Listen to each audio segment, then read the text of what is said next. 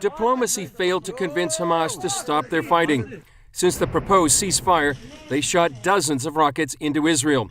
Several hit and one killed an Israeli next to the border. Hamas isolated itself, and the entire world called upon them to end the fire. If they continue, despite of the proposal, they will only bring more suffering to their own people. The breakdown of the ceasefire makes the possibility of a ground offensive more likely. That means urban warfare, house-to-house fighting, and the possibility of more casualties on both sides. But some experts say that's the only way to eliminate the threat from Hamas rockets. We should come back to do ground operations. This is the only way that the other side will understand that we are really determined to keep our abilities to live here. Israeli analyst Kobe Michael says Hamas may be committing political suicide.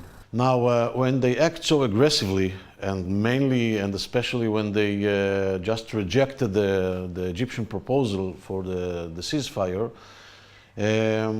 actually they might drag Israel to a much broader ground operation in the Gaza Strip, and the end result of this operation will be the loss of their power, political power in the Gaza Strip.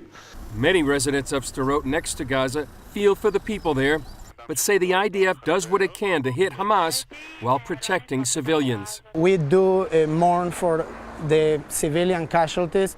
By the other hand, Israel is one of the few or even only armies in the world that will give you so many warnings to tell people we are going to bomb here, get out. They are trying to target where all the rockets are, so they try to do the best so that they can get people out of the fire zone. Israel's campaign intensified. As Israeli Prime Minister Benjamin Netanyahu said, without a ceasefire, Israel's answer is fire.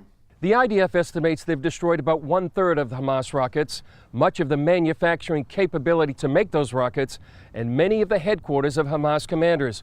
But whether that's enough to force Hamas into a ceasefire anytime soon remains to be seen. Chris Mitchell, CBN News on the Israeli-Gaza border.